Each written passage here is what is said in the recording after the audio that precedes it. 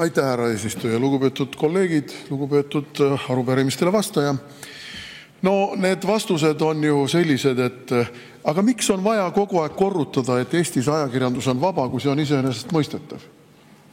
Ja kuidas ta on vaba, kui see on riigi poolt ülalpeetav? 60 miljonit kuskil ümmarguselt aastas me ERR-ile riigieelarvest eraldame. Kus see vabadus on? See on ju väga selge. Riik rahastab ja riik ootab, et sealt midagi vastu tuleb. Mida siis riik ootab, et sealt vastu tuleb? Ma ütlen teile, mida ta ootab. Täiesti iseenesest mõistetavalt ootab, et sealt tuleb propagandat vastu. Me ju kõik teame, et meil on olemas selline suurepärane asi nagu Stratcom, strateegiline kommunikatsioon. Ja seal on tuntud inimesi, keda ma ei hakka üles nimetama, ei ole mõtet aega kulutada, kes kogu aeg kujundavad seda sõnumit, mida ka meie nii-öelda vaba erameedia levitama peab. Ja ERR pluss venekeelne kanal ei ole vaba meedia. Ta on riigi propagandakanal ja on väga mõistlik ja aus, kui ka valitsuse juht selle välja ütleb. See on riigi propagandakanal. Ja te ju kaudselt ütletegi selle välja, kui te ütlete, et me soovime, et venekeelne elanikkond oleks objektiivselt informeeritud ja nii-öelda meie teaberuumis. Meie teaberuum, tõlgime ära, tähendab meie propagandaruumis. Ei ole mõtet hakata siin ajama kärbseid pähe, et see on vaba ja meie ei sekku ja teie siin ise ka näed, EKRE-l on ka esindaja nõukogus seal. Muidugi on. Me teame, mis sellest meie esindajast välja tuli. Aastavahetuse skandaal. Transud loopisid lapsi mööda lava laiali. Ja meie olime nagu süüdi veel selles kõiges. Vaat niisugune on see meie vaba meedia ja ERR-i nõukogu. Nii et meil on mõtet rääkida asjadest, mis normaalsetele terve mõistusega inimestele on iseenesest selged. Nüüd, mis see probleem siin on? Probleem on see, et ühelt poolt te räägite sellest, kuidas Vene ja Valgevene kodanikelt tuleb võtta ära valimisõigus ja teiselt poolt ujutate nad üle Eestis vene keelega. Vene keelega. Igal sammul on vene keel. Nii palju vene keelt kui praegu ei ole Tallinnas olnud minu eluajal kunagi. Minu eluajal ei ole kunagi olnud Tallinnas nii palju vene keelt kui praegu on. Ja Eestis tervikuna ka. Ma lähen väikestesse linnadesse nagu Haapsalu ja isegi Võru vene keel ümberringi. See on ju teie poliitika tulemus. See on ju see suur Ukraina abistamise tulemus.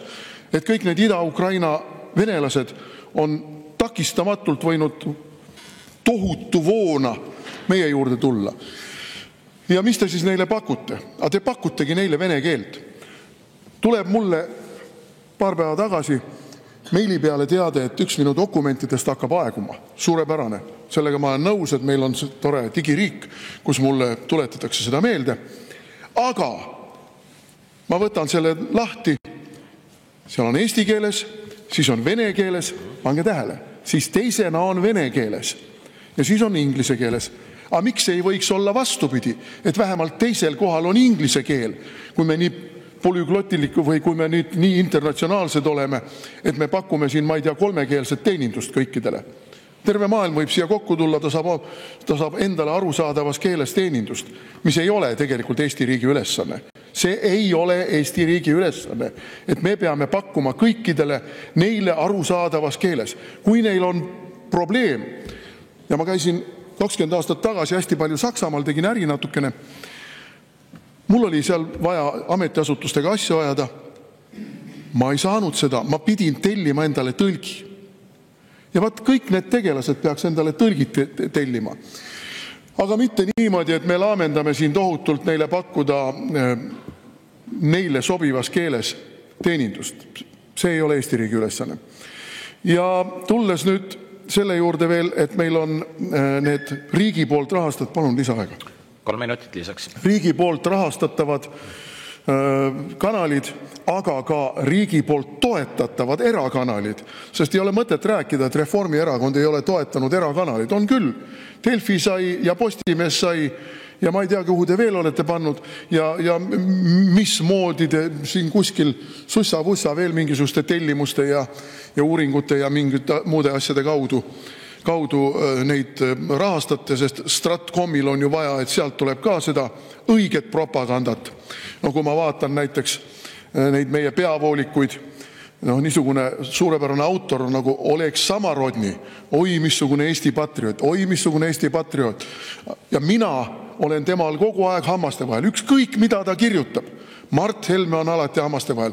Mart Helme on, ma ei tea, missugune, seesugune, kolmatsugune, ei saa Eesti asjadest aru, ei toeta läänemeelset mõtlemist ja no ühesõnaga ma olen kohutav tegelane. Ainult, et see Oleg Samorodni ei ole olnud diplomaat, ei ole seisnud hea selle eest, et Vene väed Eestist lahkuksid, ei ole seisnud hea selle eest, et piirilepingu küsimus päevakorrast maha võetakse nii, et me NATO-sse pääseme, ei ole kirjutanud mitmeid raamatuid sellest, missugune on Vene imperialismi olemus. Aga ta teab, et ma olen siga Putini agent. Selline vaba ajakirjandus on meil ja seda te toetate. Seda toetab Eesti Vabariigi valitsus oma rahadega. Ja kes siis seda teevad? Võtsin huvi pärast lahti praegu, vaatasin, kes on Postimehe venekeelse toimetuse töötajad. No pooled on ju Venemaalt siia saabunud. Pooled on Venemaalt Eestist tulnud. Pooled on Vene kodanikud tänase päevani. Võtate neilt ära siis nüüd valimisõiguse või? Ise ka aru saate, missugust tola mängib Eesti Vabariigi valitsus keele küsimuses, kodanikkonna küsimuses, valimisküsimuses, rahvusriikluse küsimuses. Et see ei ole ju tõsiselt võetav kõik. Ja ma kordan seda sama, mida Rain Epler eelmise arupärimise juures. Teate, minge ära, astuge tagasi, nii nagu tegelikult peaks, astuge tagasi, küsige presidendilt volitus uue valitsuse kokkusaamiseks, tulge meilt ka heakskiitu saama selle uue valitsuse kokkupanemiseks ja kui saate kokku, siis räägime edasi. Aga te toote jällegi meile siia mingisuguse poolfabrikaadi, mingid tüübid viskate välja. No nüüd me näeme juba, et teil on seal mingisugune tore sisevõitlus ka käima läinud, et Pevkurist on vaja lahti saada. Ilmselt Pevkuriga ei ole võimalik rahasid kantida, nii nagu valgete kampsunitega kombeks on. Ja Eesti 200 teid selles ei takista, sest nagu me nüüd oleme siin mitmeid ja väga häid artikleid lugenud selle kohta, et see on Eesti kõige korrumpeerunum erakond, kõige räpasem erakond, alates sellest õnnetust Slava Ukraini afäärist ja lõpetades siin Tarmo Tammede ja teiste inimestega, kes korduvalt on käinud korruptsioonivastase erikomisjoni ees aru andmas, aga kõik on jokk ja kuna meil on ju selline suurepärane ringkaitse, et prokuratuur mitte midagi kunagi ei näe õigete valgete jõudude puhul, Kaapo kunagi ei näe mitte midagi õigete valgete jõudude puhul, president kunagi midagi ei näe, õiguskantsler kunagi midagi ei jää, vaat siis te saategi tulla meile siia iba ajama sellest, kuidas meil on õigusriik ja vaba ajakirjandus. Aitäh teile!